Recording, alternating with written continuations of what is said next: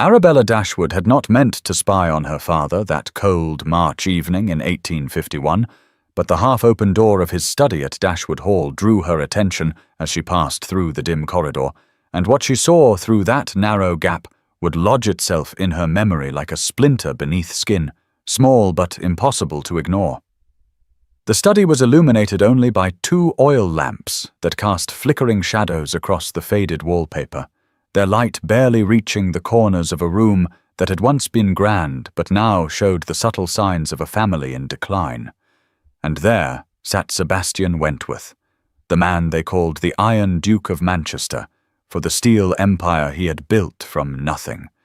His dark eyes fixed on the documents before him with an intensity that made Arabella press her hand to her mouth to stifle the gasp rising in her throat. Across from him, her father, Lord Edmund Dashwood, counted banknotes with fingers that trembled slightly, not from age or infirmity but from barely suppressed greed, and even from her hidden vantage point, Arabella could see the denomination, could calculate the staggering sum that was changing hands. £50,000, an astronomical fortune, enough to save a dozen estates like theirs from ruin. Mr. Wentworth signed page after page with mechanical precision, his jaw clenched so tightly that Arabella could see the muscle jumping beneath his skin, and though each stroke of his pen seemed to pain him, his hand never wavered, never hesitated, moving across the documents with the same ruthless efficiency that had supposedly built his industrial empire. Her father spoke then, his voice carrying that particular tone of satisfaction that Arabella had learned to dread, the sound of a predator who has cornered his prey. £50,000, he said, his words precise despite the brandy she could smell from the doorway. You understand this buys you nothing but my silence and cooperation, Wentworth. The girl knows nothing, and it must remain so. Arabella felt ice slide down her spine at those words, confusion washing over her in waves because what girl, what silence, what cooperation could possibly be worth such a sum? Mr. Wentworth's response came in a voice like gravel, rough and low. I understand the terms perfectly, Dashwood. You will have your money. I will have what I came for. The cold calculation in those words, the business-like precision, made Arabella's stomach turn because this was clearly a transaction. Another of her father's endless schemes, perhaps some industrial partnership or investment opportunity that required discretion, though why it should involve a girl she could not fathom. She withdrew before either man could discover her presence, her heart hammering against her ribs as she pressed herself against the corridor wall, the ancient floorboards mercifully silent beneath her feet as she made her way back toward the main part of the house. The rain lashed against the windows with renewed fury, as if the weather itself reflected the darkness of what she had witnessed, and Dashwood Hall felt colder than ever, the rooms they could no longer afford to heat properly seeming to close in around her. Dinner that evening was held in the cavernous dining room, a space meant for 12 or more, now occupied by only 3 figures dwarfed by its proportions, and Arabella sat across from her younger sister Lydia, who chattered innocently about the novel she was reading, completely unaware of the storm gathering around them. Their father entered late, his face flushed with what Arabella recognized as triumph barely concealed beneath a veneer of paternal authority, and he took his seat at the head of the table with the air of a man about to make a pronouncement. The servants brought the first course, fewer than there had been 6 months ago, another sign of their declining fortunes, and Arabella forced herself to eat, though the food tasted like ash in her mouth.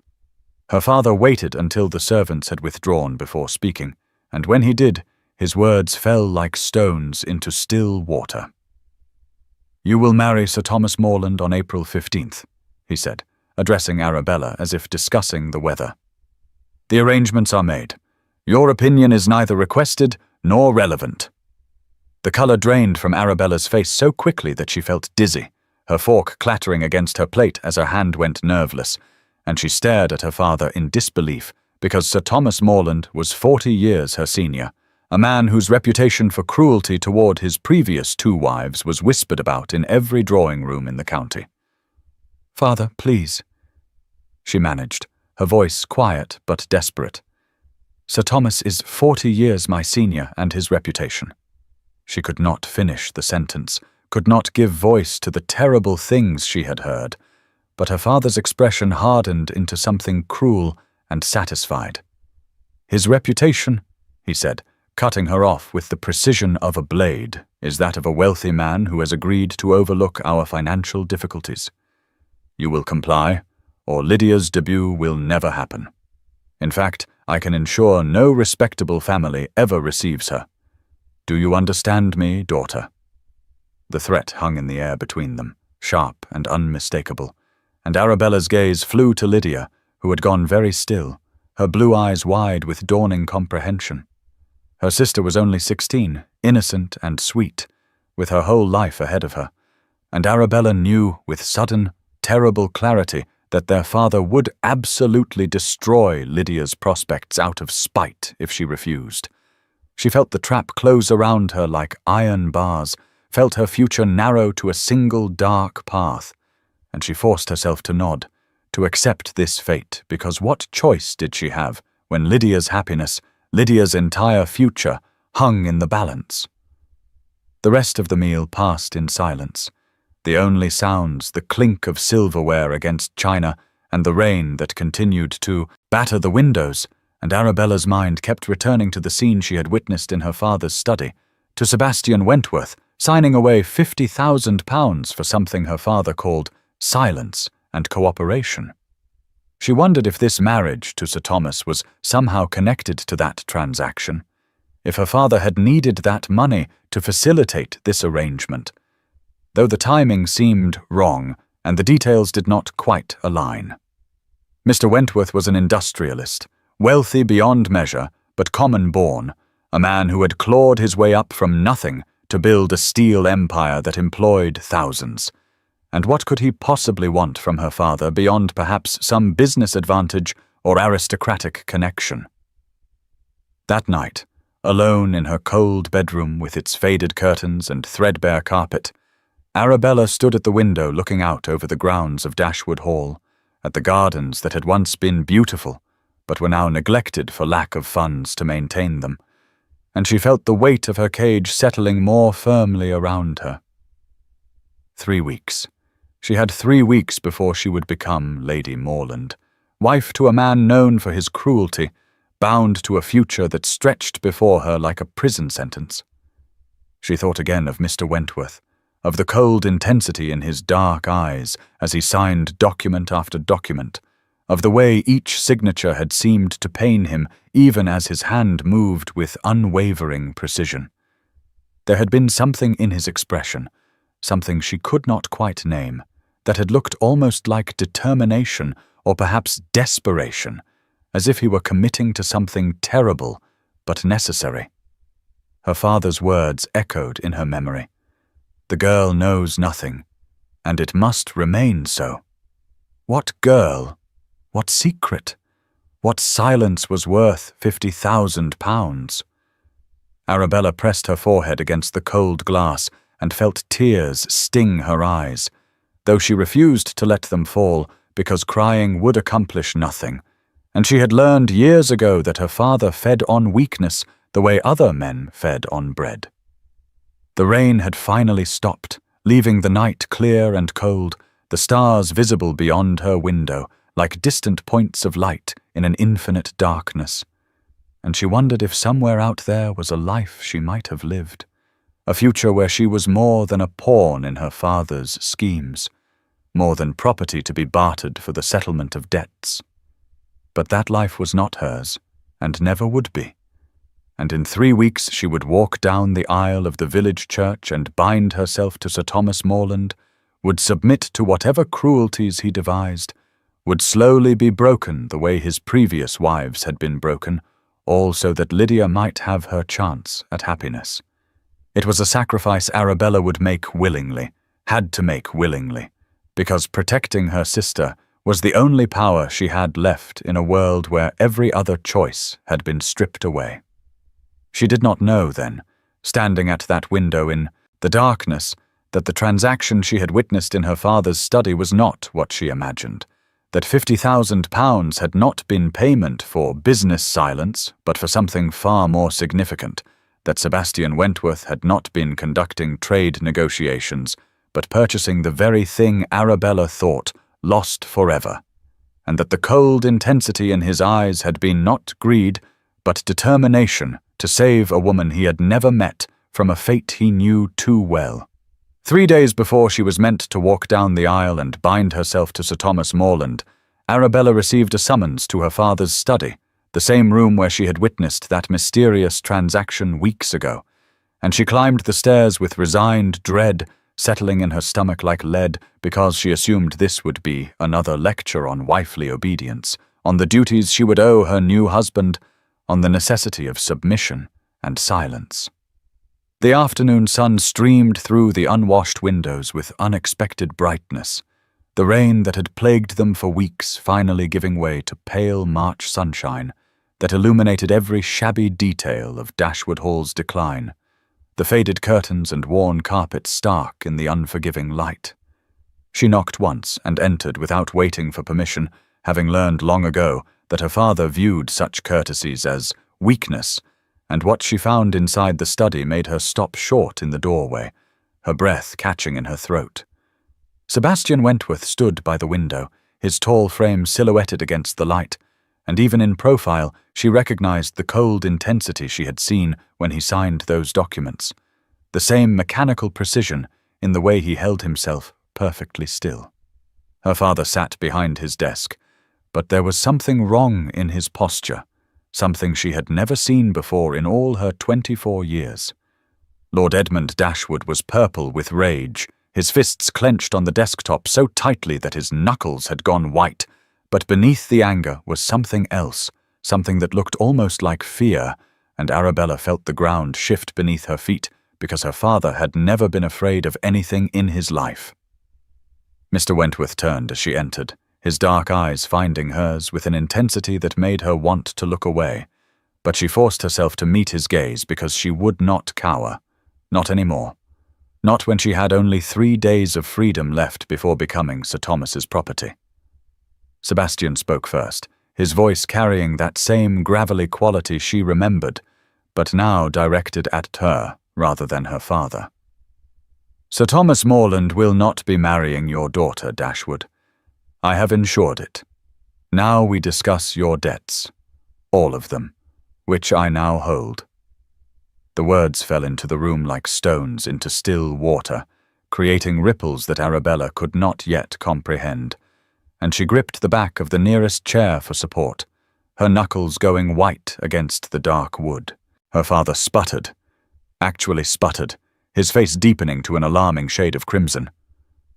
"You have no right," he said, his voice strangled with impotent fury. "This is extortion.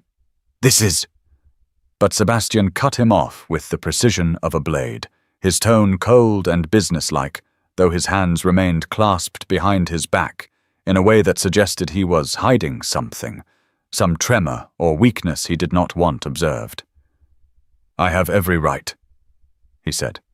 "Creditors may sell debts as they choose, and I have chosen to purchase yours.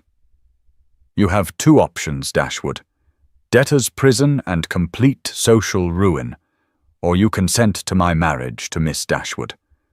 The settlement will clear your name but place you on an allowance controlled by my solicitors. You will live comfortably, but you will no longer gamble away your family's future." Arabella felt the room tilt, felt confusion war with a spark of hope that she immediately tried to suppress because hope was dangerous. Hope led to disappointment, and she had learned to expect nothing but cruelty from the men who controlled her fate. Marriage to Sebastian Wentworth, the man who had paid her father £50,000 for something she still did not understand. She searched his face for answers, trying to comprehend what game he was playing, what he could possibly want from her, and all she found was intensity, that same cold determination she had witnessed through the crack in the door. But there was something else, too, something in the set of his jaw that suggested this businesslike delivery cost him more than he wanted to reveal. Her father was speaking again, his voice rising with each word.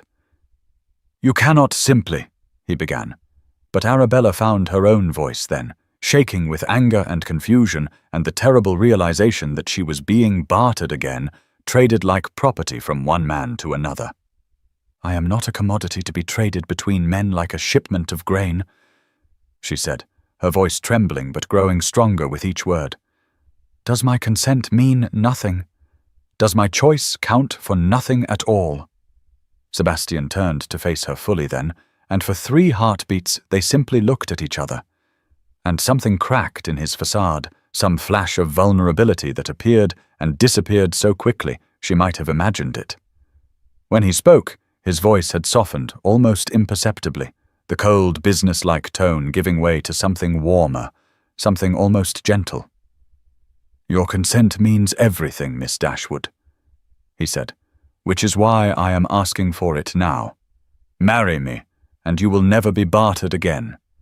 Refuse, and I will still destroy your father's hold over you, though the method will be less tidy." The words hung in the air between them, impossible and incomprehensible, and Arabella felt tears prick at her eyes, though she refused to let them fall. "Why?" she asked, the single word encompassing everything she did not understand. "Why would you do this? What could you possibly gain from rescuing someone you do not even know?"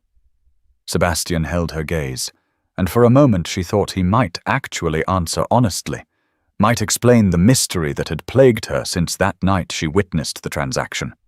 "Because some cages must be broken," he said finally, "even if the bird fears the open sky." It was not an explanation, not really, but there was something in the way he said it, some depth of feeling beneath the careful words, that suggested personal experience with cages and freedom and fear. Her father slammed his fist on the desk, making Arabella jump despite herself.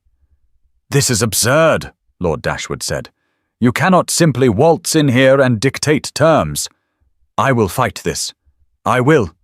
But Sebastian's expression hardened again, the flash of vulnerability disappearing behind cold calculation.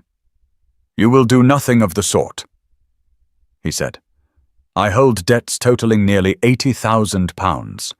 The original £50,000 I paid you, plus the additional gambling debts I have purchased from your creditors over the past 3 weeks, plus Sir Thomas's vowels, which I called due this morning, bankrupting him quite thoroughly. You have no leverage, no options, no power here. The only question is whether you consent to this marriage, or whether you prefer to explain to your peers why you are being carted off to debtor's prison." Arabella watched her father's face cycle through rage, disbelief, calculation, and finally, terrifyingly, defeat. And she realized with a strange mixture of terror and exhilaration that she was witnessing something she had never seen before in her entire life. Her father, powerless. Lord Edmund Dashwood, who had controlled every aspect of her existence for 24 years, rendered completely impotent by a man who had simply outmaneuvered him with money and strategy. The electricity in the air was almost palpable, the sense of power shifting from one set of hands to another, and the room felt smaller somehow with Sebastian's presence, his industrial might at odds with the faded aristocratic gentility of Dashwood Hall's decline. Sebastian turned back to Arabella, and this time when he looked at her there was something almost apologetic in his expression, as if he regretted the necessity of this intervention even as he executed it with ruthless precision. "I know this is not the proposal you might have imagined," he said, his voice quiet enough that her father had to strain to hear. "I know you have no reason to trust me, no reason to believe my intentions are anything but mercenary, but I swear to you, Miss Dashwood, that if you agree to this marriage, you will have freedoms you have never known. You will have your own income, your own decisions, your own life. I am not asking you to trade one cage for another. I am offering you the key." Arabella felt something crack inside her chest, some wall she had built to protect herself from hope, and she did not know whether to laugh or cry or simply run from this room and never look back. She thought of Sir Thomas Morland, of the cruelty she had been resigned to endure, of the slow death of spirit that awaited her in that marriage. She thought of Lydia, still innocent at 16, whose future had hung in the balance of Arabella's compliance. She thought of the transaction she had witnessed, of £50,000 changing hands for silence and cooperation regarding a girl, and suddenly the pieces began to shift in her mind, not quite forming a complete picture, but suggesting the outline of something she had not understood. This man, this stranger, had paid her father an enormous sum and then systematically destroyed both Sir Thomas's finances and her father's leverage. All for what purpose? He claimed it was to free her, to break her cage, but men did not spend fortunes on altruism, did they? There had to be something else, some motive she could not see. And yet when she looked into Sebastian Wentworth's dark eyes, she saw not calculation or greed, but something desperate and almost pleading, as if her answer mattered more than anything in the world. Her father was speaking again, his voice tight with barely controlled rage. "Arabella, you will refuse this ridiculous proposal," he commanded. "You will tell this upstart tradesman that." But Arabella cut him off, finding a strength she had not known she possessed. "No," she said simply, and the word fell into the room like a thunderclap. Her father's mouth opened and closed soundlessly, and she turned away from him to face Sebastian fully. "You said I have a choice," she continued, her voice steadier now. "You said my consent means everything. So I will consent, but I have conditions. I want your word, Mr. Wentworth, that Lydia will be protected, that she will have a proper debut, proper prospects, a proper chance at happiness. And I want your word that if I find this arrangement unbearable, if I discover that you have merely traded me from one tyrant to another, I will have the means to leave." Sebastian's expression shifted into something that might have been relief or respect, or perhaps both. "You have my word on both counts," he said. "Your sister will be provided for as if she were my own. And you will have independent means settled upon you that cannot be touched by anyone, including me. If you find me unbearable, Miss Dashwood, you may leave with enough funds to live comfortably for the rest of your life." Her father made a strangled sound, but neither of them looked at him, and Arabella felt the strangest sensation, as if she were standing on the edge of a precipice with the choice to either fall back into the familiar darkness or leap forward into the unknown. "Then I consent," she said finally, and watched something like wonder flash across Sebastian Wentworth's face before he mastered it. "And now's the time to stop and subscribe to our channel. Every subscriber brings us closer to 1,000, which helps us keep these stories alive and coming your way. If you enjoyed this video, don't forget to like it and drop a comment telling us where you're watching from. It's always amazing to see how far these tales travel across the world. Now let's continue. Arabella agreed to the marriage in her father's study, the words leaving her mouth before she could second-guess the leap she was taking. But afterward, alone in her room with her heart hammering against her ribs, she demanded one concession from Sebastian Wentworth before she would walk down any aisle.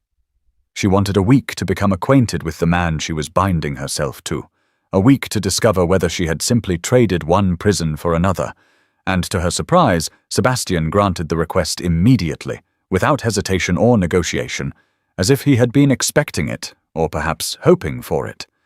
She assumed this week would be filled with awkward formalities, stilted conversations over tea in the drawing room under her father's watchful eye, the kind of performative courtship that satisfied propriety without revealing anything true.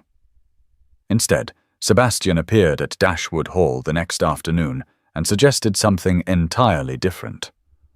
"I thought we might talk," he said, standing in the entrance hall with a leather-bound book tucked under his arm. "Simply talk. I find that most marriages fail because the parties are strangers who never remedy that condition. The library, perhaps, as neutral territory." Arabella had agreed, mostly from surprise, and found herself leading him to the dusty library that had once been her refuge before her father began selling off the valuable first editions to cover his gambling debts. The room still smelled of old paper and leather, still retained some nobility despite the gaps on the shelves where books had once stood, and weak March sunshine filtered through windows that nobody bothered to clean anymore. She sat primly in one of the wing-back chairs, hands folded in her lap, spine straight, every inch the proper lady her father had tried to mold her into, and Sebastian sat across from her, not touching the book he had brought, simply watching her with those dark, intense eyes until she felt compelled to speak. "You said we should talk," she said finally, her voice more defensive than she intended. "What would you like to discuss?" Sebastian had smiled then, just slightly, and said, "Whatever you like, Miss Dashwood. Tell me what interests you. What would you speak of if you could speak of anything at all?"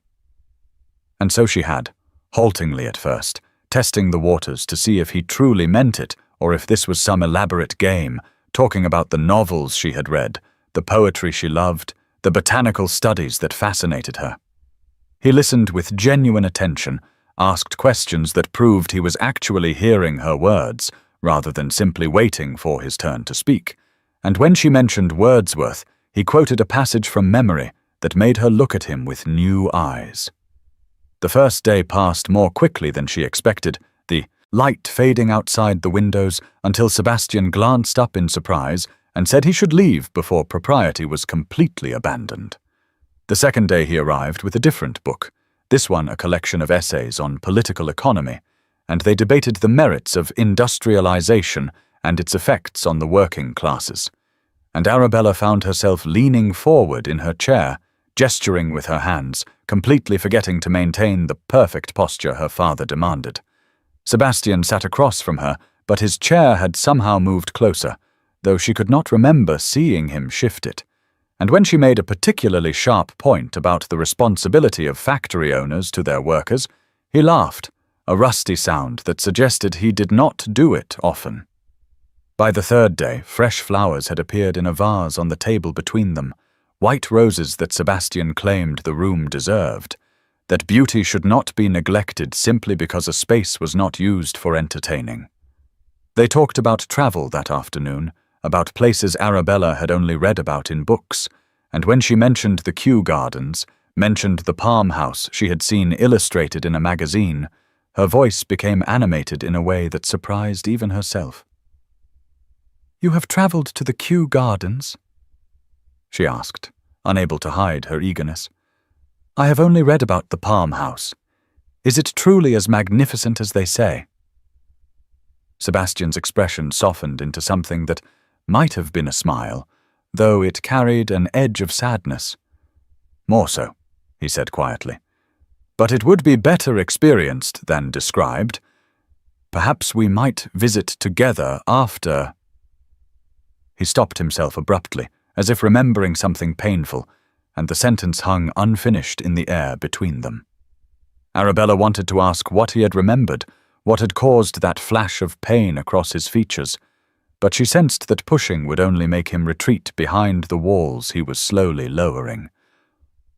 The fourth day brought rain again, the kind of steady downpour that made the library feel even more like a refuge from the world, and they talked about his past, or at least the fragments he was willing to share. "Orphaned at 19, he told her, his voice matter-of-fact as if discussing someone else's history. "My father left me a small inheritance and a great deal of debt.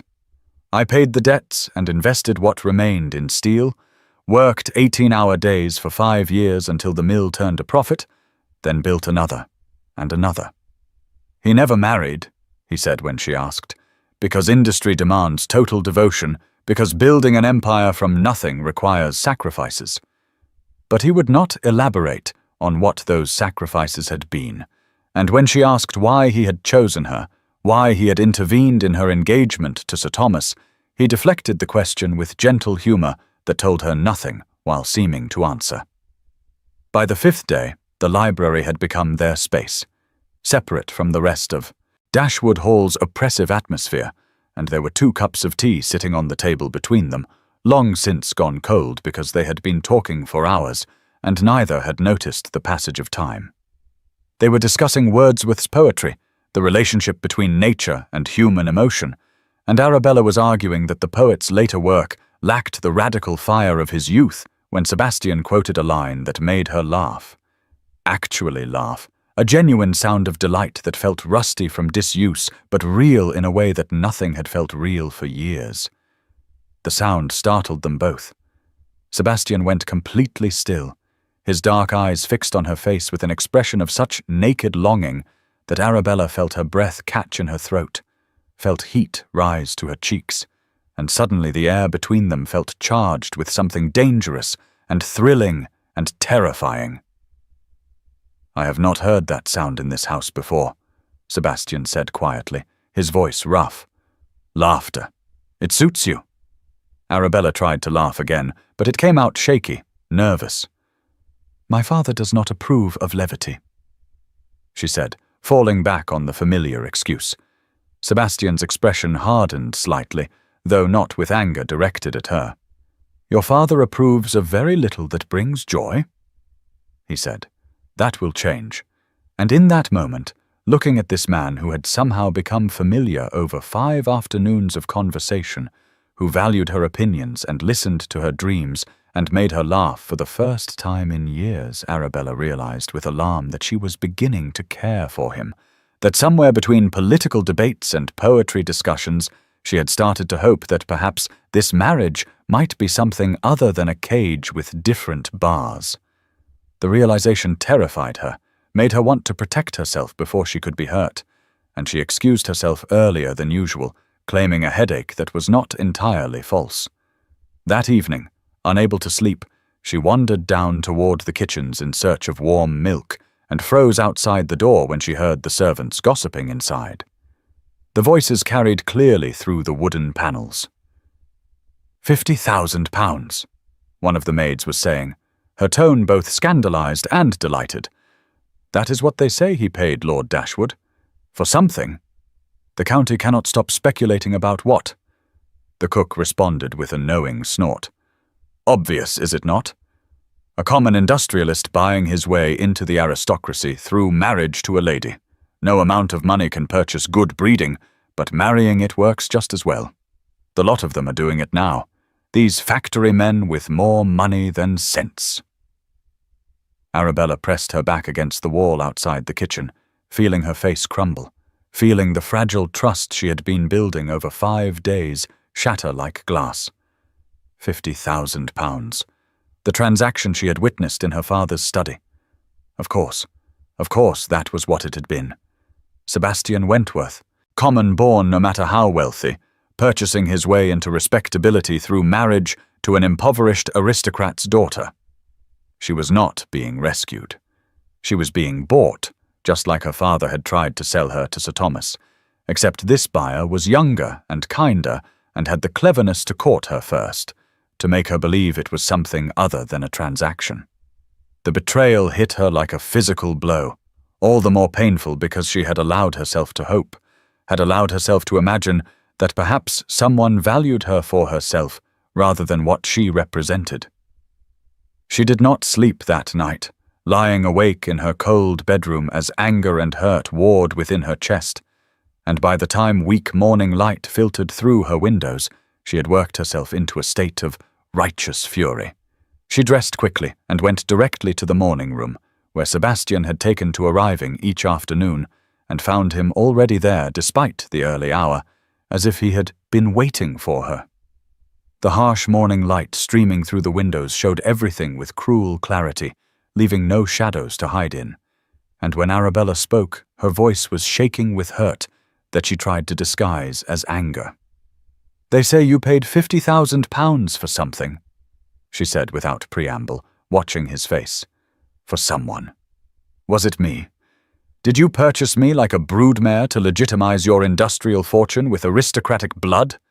Sebastian actually stepped backward as if her words had struck him physically, his hand rising as if to ward off the accusation, and the anguish in his expression would have moved her if she had not been so focused on protecting herself from further hurt. "Arabella, no," he said, his voice rough with something that sounded like pain. "You do not understand." "Then explain it," she demanded, her voice breaking despite her best efforts to remain strong. Explain why a wealthy man pays an astronomical sum to my father and then conveniently arranges to marry his daughter. Explain why you spent a week making me believe this might be something other than a business arrangement, when clearly I am just another acquisition for your empire. What am I to think when servants gossip about how you are buying your way into the aristocracy through marriage? What am I to think, Mr. Wentworth, except that you are no better than my father, just better at pretending otherwise? Despite the confrontation, despite Arabella's accusation, and the hurt that hung between them like a wall of glass, the wedding proceeded as planned because Sebastian insisted on honoring his agreement to free her from her father, regardless of whether she despised him for his methods. The ceremony was small, held at the Dashwood chapel where generations of her family had been christened and married and mourned, and the space was filled with spring flowers that Sebastian had arranged, white roses and pale lilies that made the simple stone building feel almost magical in the weak sunshine filtering through stained glass windows. Arabella walked down the aisle in white silk that had been her mother's, altered to fit her slimmer frame, and tears tracked down her cheeks that the handful of guests mistook for joy, but were actually grief for what might have been, for the connection she had felt growing in those library conversations before servants' gossip shattered her fragile trust. Sebastian stood at the altar with his shoulders rigid, watching her approach with an expression that held resignation rather than joy, as if he were certain he had lost her heart and was simply going through the motions of a bargain struck. And when she reached him and placed her trembling hand in his, she felt the faint shake in his fingers that he tried to hide. The vicar spoke the ancient words, the promises that would bind them for life, and Arabella repeated them in a voice barely above a whisper, while Sebastian's responses were steady and clear, as if he wanted there to be no doubt about his commitment, even if hers was given under duress. They signed the register, became husband and wife in the eyes of God and the law, and walked back down the aisle together, while the small gathering of guests applauded politely, mostly Sebastian's ancestral friends and a few of Arabella's distant relatives who had deigned to attend despite the scandal of her marrying so far beneath her station. The wedding breakfast was held in Dashwood Hall's dining room, but the space felt different now, warmer somehow, and Arabella realized with a start that there were more servants than there had been in months, that Sebastian must have hired back the staff her father had dismissed to save money. The table was laden with food, proper food rather than the sparse meals they had been subsisting on, and champagne flowed freely, though Arabella could barely taste hers, the bubbles flat on her tongue.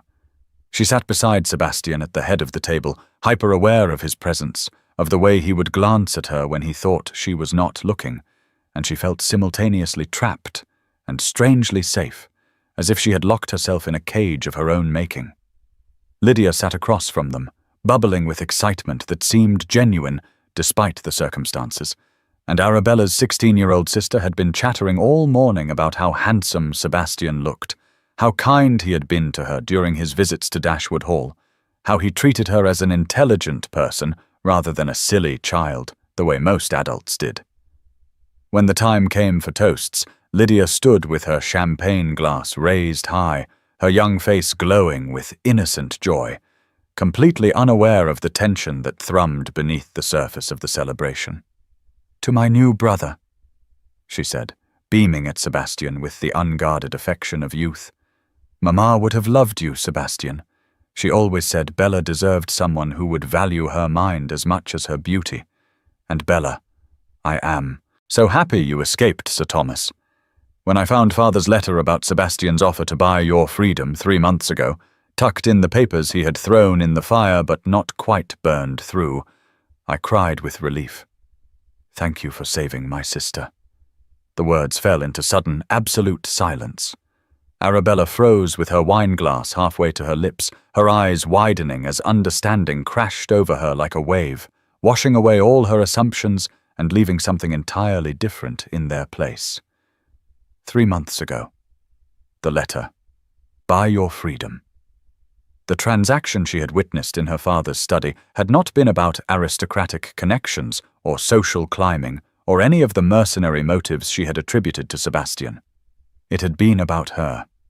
Specifically about saving her from Sir Thomas Morland. Someone's fork clattered against china, the sound impossibly loud in the shocked quiet, and Sebastian's face had drained of all colour, his knuckles white where he gripped his champagne glass. Lydia looked around the table in confusion, her smile faltering as she realized she had said something terribly wrong, though she clearly did not understand what. The remaining guests, sensing the shift in atmosphere, began to make polite excuse and quiet exits until only family remained in the dining room, surrounded by the remnants of celebration, abandoned champagne glasses and wilting flowers and the heavy weight of truth about to be revealed. Arabella set down her glass with exaggerated care, afraid that if she moved too quickly, she might shatter along with it. 3 months, she said, her voice barely controlled, each word precise and measured. You have been planning this for 3 months. The £50,000. Sebastian stood abruptly, his chair scraping against the floor, and began to pace along the windows like a caged animal. Was to convince your father to delay the Morland wedding while I positioned myself to intervene permanently, he said, his voice rough. I could not, his words broke, audibly fractured on whatever emotion he was trying to contain. I could not let another woman be destroyed by a man like that. Arabella felt her heart hammering against her ribs, felt the pieces of the puzzle she had been trying to solve suddenly rearranging themselves into a picture she had not expected. Another woman, she repeated, the question implicit. Sebastian turned away from her, staring out the window at the gardens with his shoulders rigid. My sister Clara, he said, and his voice was thick with old grief, with pain that had clearly never fully healed.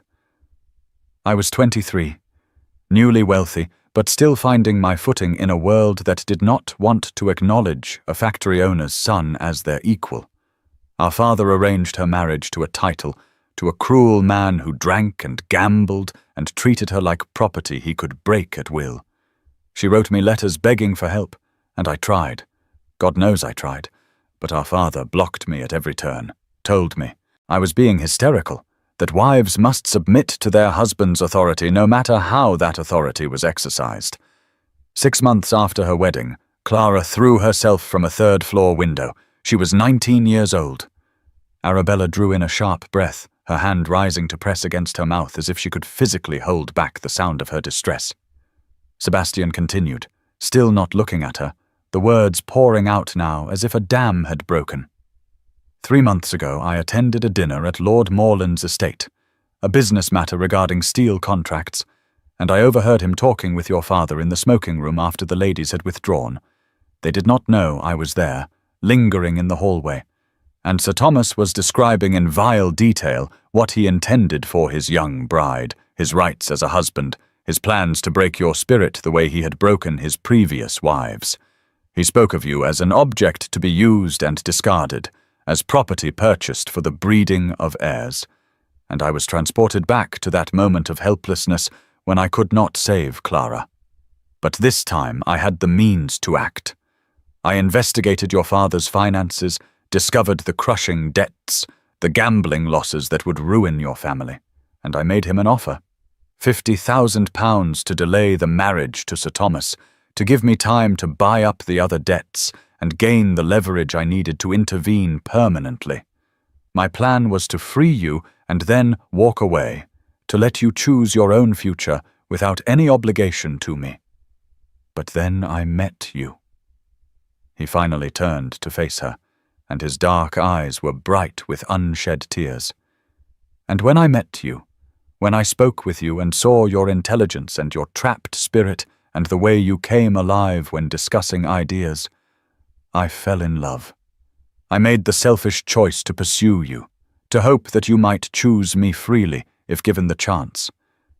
And I am sorry for the manipulation, for the control I exerted over your circumstances, for making you feel like property being traded when all I wanted was to give you the choice that Clara never had. Arabella sat very still, trembling fingers pressed to her mouth, and tears spilled over to track down her cheeks. But they were not tears of anger or betrayal anymore. They were tears of overwhelming emotion, of gratitude and shame for doubting him, and love that she had been trying so desperately to suppress. "You are sorry," she said finally, her voice trembling as she stood on shaking legs. "You saved me from a nightmare. You gave me choices I never had. You treated me as an equal when every other man in my life treated me as property. You spent a fortune to free someone you did not even know because you could not bear to see another woman destroyed the way your sister was destroyed. And you think I would despise you for that?" Sebastian was staring at her as if he could not quite believe what he was hearing, hope and disbelief warring in his expression.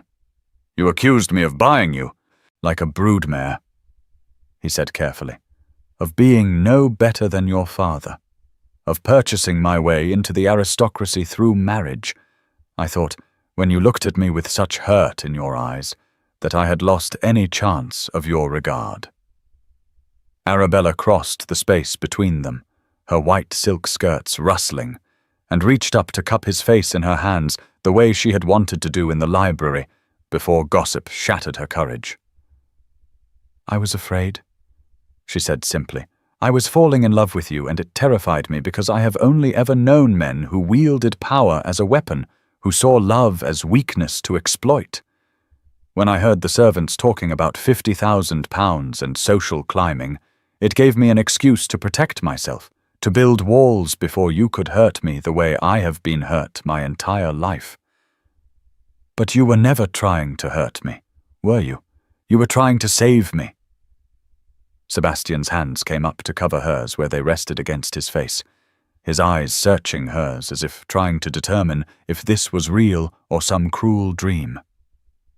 "Everything I did was to give you choice," he said, his voice rough with emotion.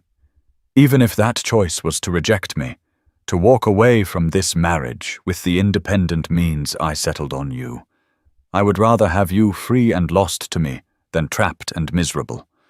I would rather you chose your own path, even if that path did not include me, than force you into a cage with different bars." Arabella felt something crack open in her chest, some final wall crumbling, and she smiled through her tears. "Then I choose you," she said. "I choose this marriage, this partnership, this life we might build together. Not because I have to, not because you manipulated me into it, but because in 5 afternoons of conversation you showed me what it feels like to be valued for my mind, to be heard and respected and treated as an equal. I choose you, Sebastian Wentworth, freely and without reservation. And if you meant what you said about loving me, then I need you to know that I love you too, that I have loved you since you quoted Wordsworth and debated political economy and made me laugh for the first time in years." Sebastian made a sound that was half laugh and half sob, and pulled her into his arms with a desperation that spoke of fear finally released, of hope long denied.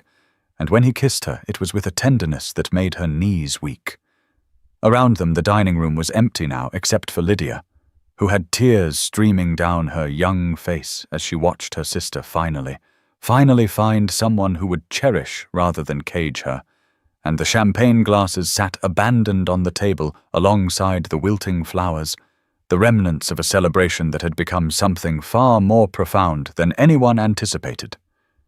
Later, when the emotion had settled into something quieter and more sustainable, Arabella asked Sebastian to tell her everything. And he did, holding nothing back as he described the investigation into her father's debts, the purchasing of Sir Thomas's vowels to bankrupt the old lecher, the careful manipulation that had seemed so cold and calculated, but was actually driven by desperation to save her from a fate he had been helpless to prevent for his own sister. He told her about Clara, about the letters she had written describing her husband's cruelties, about the funeral where their father had blamed her for being too willful, too difficult, when the truth was she had simply wanted to be treated as a human being rather than property. And Arabella told him about her own prison, about years of her father's tyranny, and the slow death of hope, about Lydia and the fierce protectiveness she felt for her sister, about the moment she overheard the servants gossiping and felt her fragile trust shatter because she had been so afraid to believe that someone might actually value her for herself. They talked until the sun set and the dining room grew dark around them, until servants discreetly lit lamps and withdrew again, giving the newlyweds the privacy they needed to rebuild what misunderstanding had almost destroyed. And when Sebastian finally took her hand and asked if she was ready to leave for London, for the townhouse that would be their first home together, Arabella said yes, with a certainty that surprised even herself. That evening, after the long carriage ride from Derbyshire to London, after the silent miles where Arabella had sat beside her new husband processing everything that had been revealed at the wedding breakfast, they arrived at Sebastian's townhouse in Belgravia, and Arabella stepped into a world entirely different from anything she had known. The house was stunning in its modernity, filled with light even in the fading hours of day, with comfortable furniture that seemed designed for actual use rather than display, and books everywhere, lining shelves and stacked on tables as if Sebastian surrounded himself with knowledge the way other men surrounded themselves with hunting trophies. The library he led her to was warm, a fire already crackling in the grate, and floor-to-ceiling windows overlooked a small private garden where early roses were beginning to bloom. It was the opposite of Dashwood Hall's oppressive cold, this space designed for life rather than appearance, and Arabella felt something in her chest loosen slightly as she took it all in.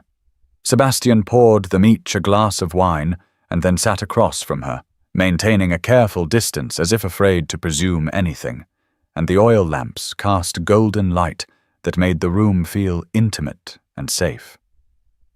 Arabella sat with her hands folded in her lap, but her fingers twisted together nervously, because there were things she needed to say, truths she needed to speak before this marriage went any further, and she was terrified of revealing too much, but more terrified of building a life on silence and assumption.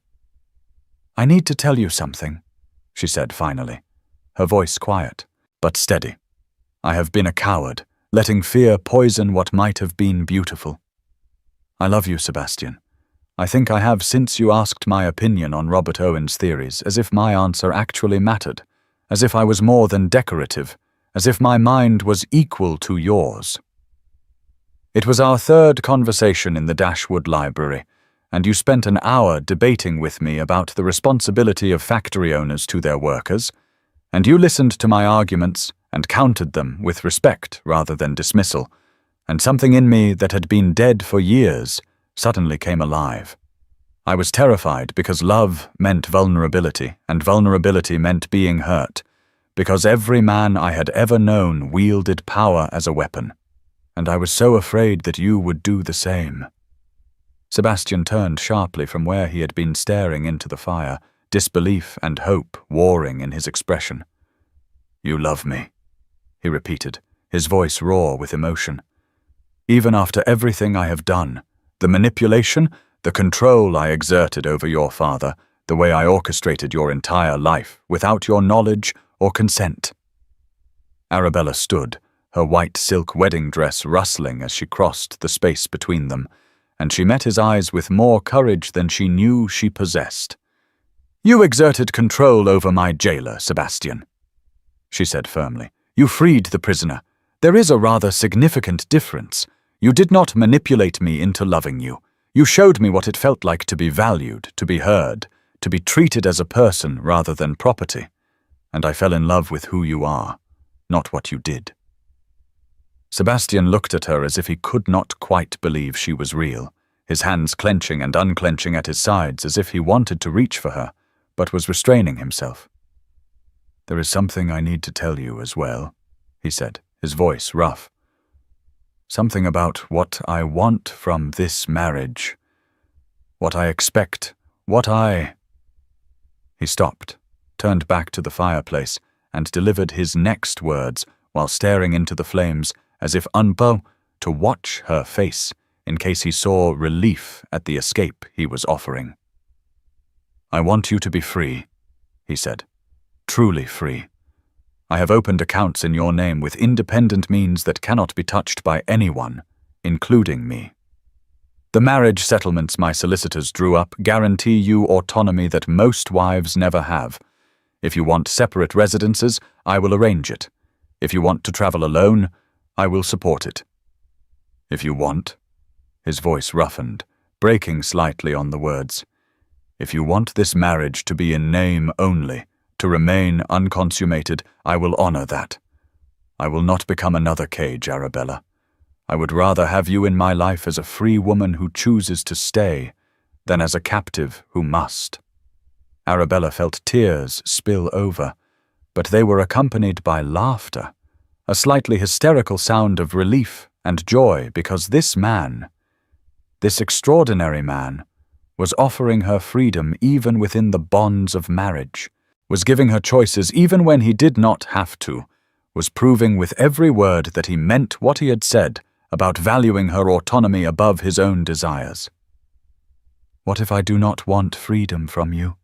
she asked, reaching up to cup his face in her hands, forcing him to look at her. "What if I want freedom with you? What if I choose this, choose us, not because I must, but because I want to? What if I want a real marriage, Sebastian, partnership and passion and everything that comes with it, chosen freely rather than endured under duress?" Sebastian went very still under her touch, as if afraid that sudden movement would shatter the moment, and his dark eyes searched hers with desperate intensity. "You are certain?" he asked. "You are not simply saying what you think I want to hear. You truly choose this." Arabella smiled through her tears and pulled his face down to hers, kissing him with more courage than she had known she possessed, and for a heartbeat, Sebastian remained frozen, completely still, and then his control broke, and he pulled her close with desperate tenderness, his hands shaking where they gripped her waist. The kiss deepened into something that had been building since their first real conversation, since that moment in the Dashwood library when she had realized he saw her as an intellectual equal, and when they finally broke apart to breathe, they were both trembling. "I have imagined this moment 1,000 times," Sebastian said breathlessly, his forehead resting against hers, "and convinced myself it would never come, that you would choose freedom over me, that I would spend the rest of my life loving you from a distance and pretending it was enough." Arabella smiled against his lips. "Then let us make up for lost imagination," she said, and kissed him again. And this time there was no hesitation, no holding back, just the two of them choosing each other freely and building something real from the ashes of what might have been a transaction, but had become so much more. They talked late into the night, curled together in the library with the fire burning low, speaking of dreams and fears and the future they might build together. And when Sebastian finally led her upstairs to the bedroom they would share, Arabella went willingly, joyfully, choosing every step of the way. The next morning, bright spring sunshine streamed through the breakfast room windows, making everything feel fresh and new and full of possibility. And Arabella sat across from her husband feeling more alive than she had in years. Sebastian was reading the Morning Post, sorting through invitations and business correspondence, when he froze with one letter in his hand, his expression darkening. "What is it?" Arabella asked, setting down her teacup. Sebastian passed her the letter without comment, and she recognized her father's aggressive scrawl immediately. The words were venomous, threatening, accusing Sebastian of being a jumped-up tradesman who purchased a lady's name to launder his common origins, claiming that he had bought his way into the gentry through a desperate marriage to a penniless aristocrat's daughter, promising to spread this narrative through every drawing room in London until Sebastian's reputation was destroyed. Arabella felt anger rise in her chest, hot and protective, and she looked up expecting to see Sebastian wounded or furious. Instead, he was smiling, actually smiling, and then he laughed, a genuine sound of amusement that seemed entirely inappropriate given the vitriol in the letter. "How are you not furious?" she asked, bewildered. Sebastian reached across the table to take her hand. "Because his words have no power anymore," he said simply. "He lost that power when I took you beyond his reach. Let him sputter to anyone who will listen about social climbing and purchased titles. We will respond with action, not words." "What kind of action?" Arabella asked, intrigued despite herself. Sebastian's smile widened into something almost mischievous. "We host a ball," he said, "to introduce the new Mrs. Wentworth to London society. We invite everyone from my industrial world and the aristocratic ton, force them to mingle, to see that there is value in both worlds. Your father expects me to be ashamed of my origins, to hide my common birth and pretend to be something I am not. Instead, we will celebrate exactly who we are, what we have built together, and we will do it so publicly and so successfully that his poison will seem petty by comparison." Arabella felt excitement bubble up in her chest, the thrill of facing down her father not with submission, but with defiance. "He calls you a jumped-up tradesman who purchased a lady's name to launder his common origins," she said, reading the letter again. "The venom is almost impressive." Sebastian laughed again. "He is not entirely wrong about the tradesman part," he admitted, "though I object to jumped up. I prefer self-made. And I did marry a lady, though I would argue I married her for her mind and spirit, not her name. Still, if he wants to make this a matter of public speculation, we might as well give society something genuinely interesting to speculate about." Together, they composed a response, not to Lord Dashwood, but to London society itself, invitations to a ball that would be slightly scandalous in its mixing of classes, but undeniably intriguing in its promise of something new. Arabella wrote out the guest list in her elegant script while Sebastian dictated names from his industrial world, mill owners and engineers and inventors who had made their fortunes through work rather than inheritance, and she added names from the aristocratic families who had always been kind to her, who valued progress over tradition. They worked side by side at the breakfast table, the morning sunshine making her father's poisonous letter seem absurd and powerless, and Arabella realized that this was what partnership looked like, this collaboration and mutual support, this facing of challenges together rather than alone. When the invitations were ready to be sent, Sebastian pulled her into his lap, ignoring her laughing protests about propriety, and kissed her thoroughly. "Your father thinks he can destroy what we are building," he said against her lips. "He thinks his opinion still matters, that his approval is something we should seek. But he is wrong, Arabella. We do not need his blessing or society's approval. We have each other, and we have chosen this freely, and that is worth more than all the aristocratic pedigrees in England." Arabella cupped his face in her hands. This man who had saved her from a nightmare and given her choices and loved her enough to offer her freedom even within marriage. "Then let us show them exactly what we have chosen," she said. "Let us show them what it looks like when two people build something real together, when love is based on respect and partnership rather than possession and control. Let us show them, Sebastian, that cages can be broken and birds can fly, and sometimes the greatest freedom is choosing to stay with someone who would never dream of clipping your wings." And so they did. 6 weeks later, the Wentworth Ball was the talk of London, discussed in every drawing room and gentlemen's club from Mayfair to Westminster, because Sebastian and Arabella had deliberately crafted a guest list that forced the old aristocracy to mingle with Britain's new industrial elite in a way that was slightly scandalous, but undeniably intriguing.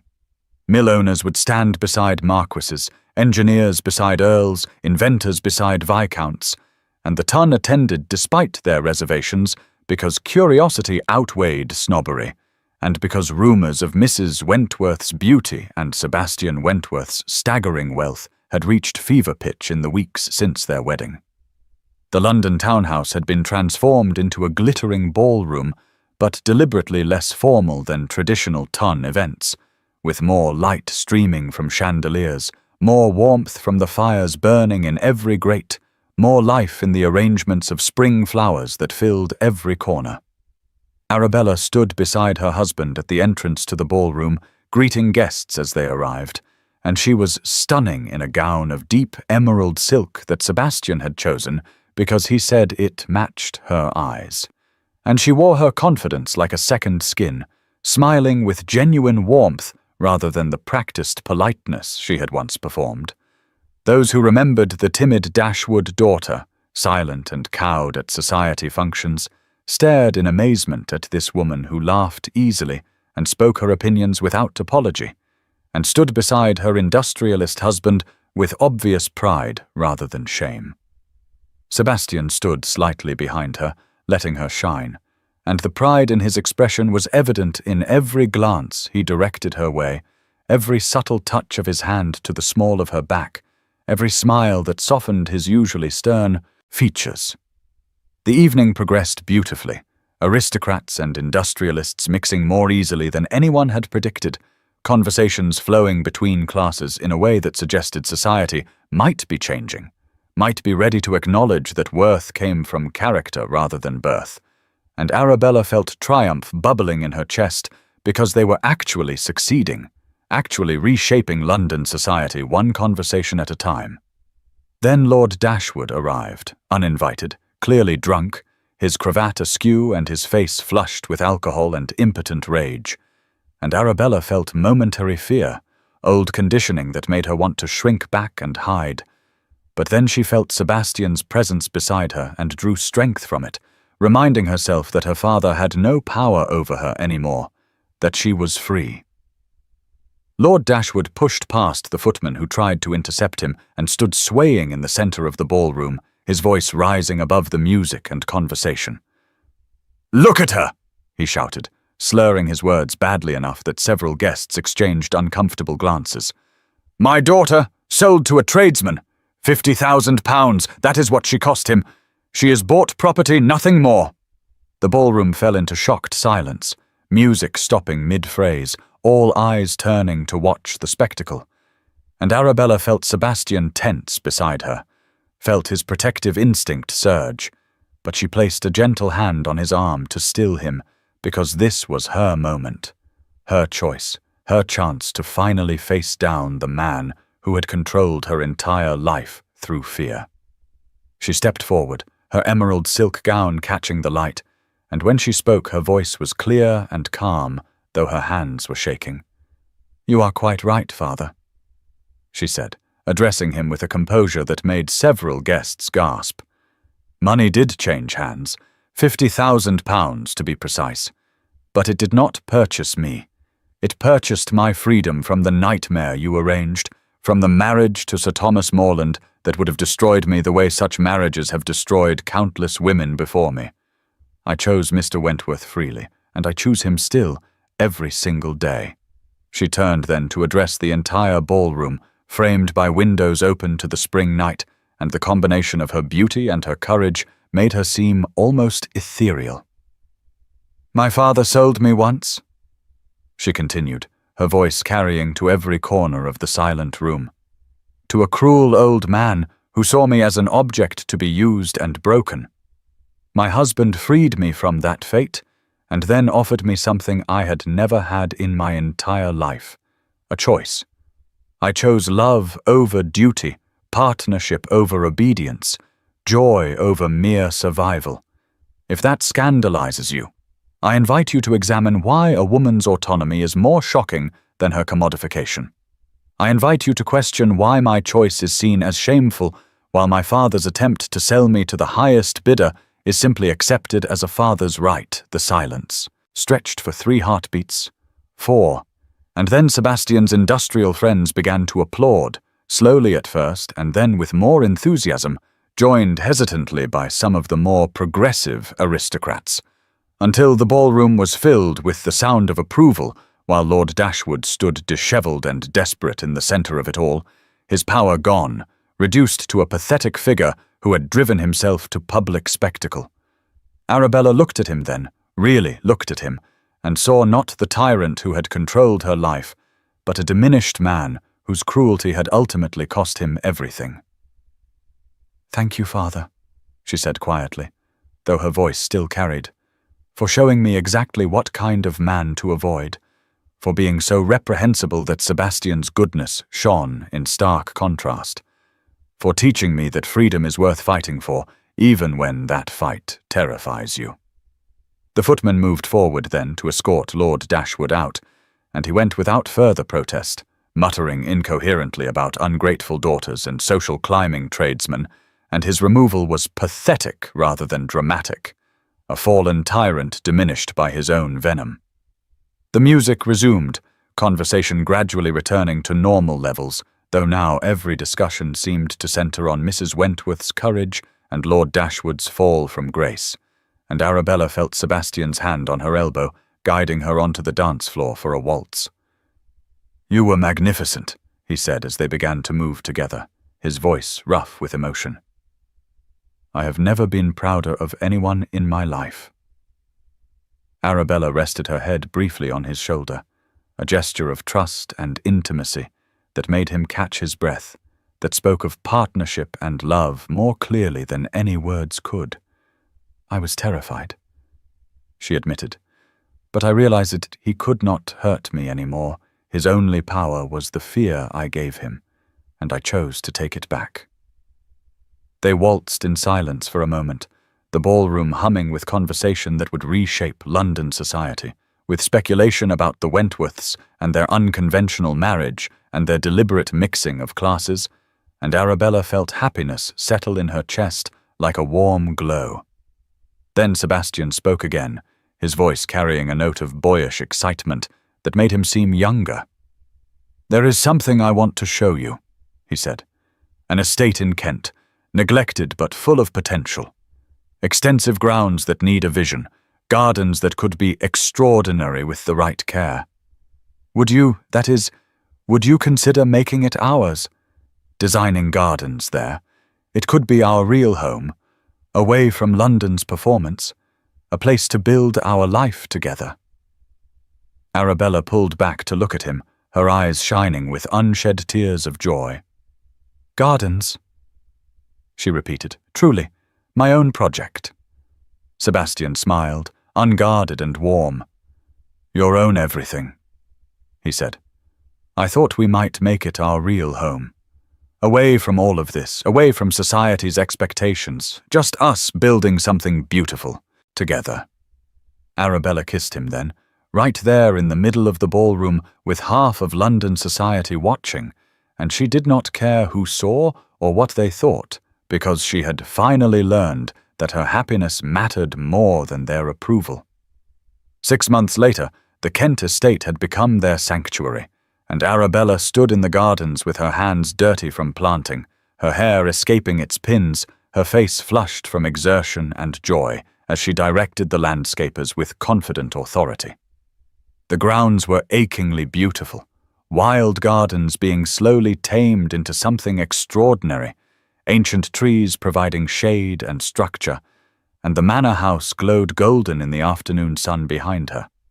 Sebastian watched from the terrace, holding her discarded gloves and bonnet like treasures, his expression one of naked adoration as he observed his wife in her element, creating beauty from neglect, bringing life to spaces that had been forgotten. A footman approached with the afternoon post, and Arabella wiped her hands on her gardening apron before accepting the letters, her face lighting up when she recognized Lydia's handwriting. She opened it immediately, reading aloud to Sebastian as he joined her among the roses.